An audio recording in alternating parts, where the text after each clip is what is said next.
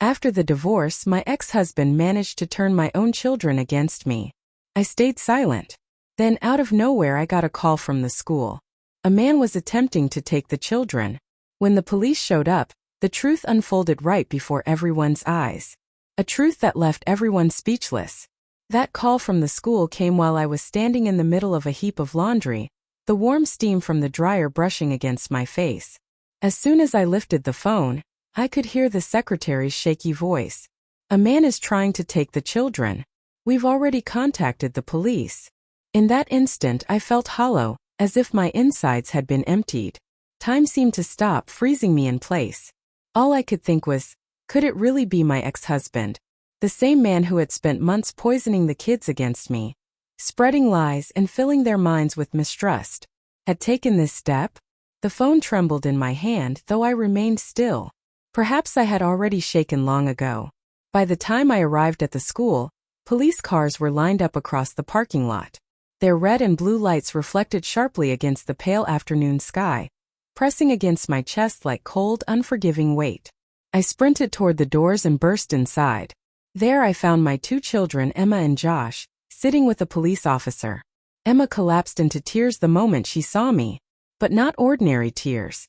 They were heavy, laden with fear that seemed to settle deep in her bones. Josh didn't look at me at all. He fiddled nervously with the edge of his chair, his small hands tight and tense.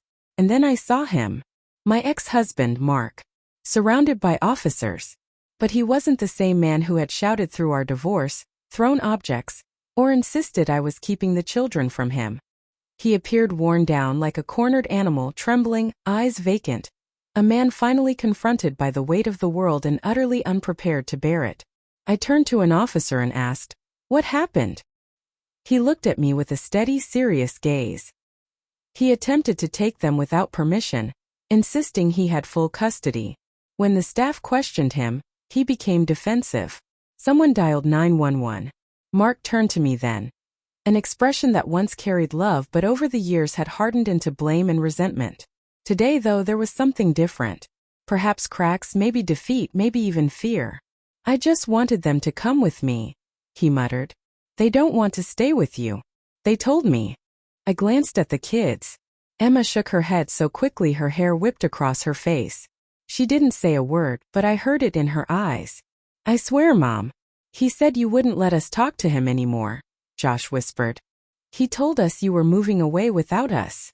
Mark closed his eyes for a brief moment, as if even he couldn't believe the tangled web of lies he'd spun and called truth. But I wasn't shocked. He had been doing this since the divorce, twisting every word, every gesture, every detail into weapons. He wanted them to see me as unstable, untrustworthy, the villain in their story. I never argued, never yelled, never tried to defend myself. I remained quiet because I trusted that the truth has a way of finding its own path. Children eventually see what's real. But today was different. Today they witnessed the proof themselves.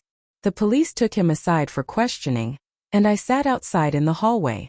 My legs shook slightly, yet strangely I didn't cry. I wasn't angry. I felt like I had entered a place beyond emotion, a space where feelings pause and wait for their turn. As I sat there, I realized this could be the moment everything changed. Maybe this was the moment my children would finally understand why I had stayed silent, why I endured, why I never retaliated. Not because I was weak, but because I wanted them to see the truth without dragging them through more pain. When the officer returned, he told me Mark had admitted he intended to take them for a few days without letting me know. That counts as attempted custodial interference. He's going to be charged. I nodded silently. They didn't handcuff him. Maybe because he didn't put up a fight. But something in his expression had shifted. A hollow emptiness that couldn't be faked. As if he finally realized the line he'd crossed, and how impossible the path back really was. As the kids and I made our way to my car, Emma reached for my hand. Soft, tentative, yet steady. "Mom, I'm sorry. I didn't realize he'd do that." I looked at her with quiet reassurance. "It's not your fault. None of this is your fault." Josh, still silent, finally met my gaze for the first time in months.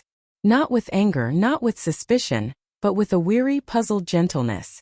Like he was beginning to understand that adult choices aren't black and white, and that right and wrong don't always sit neatly on a shelf. On the drive home, the breeze slipped through the open windows. For the first time in a long time, there was no unspoken tension, no invisible barrier separating us.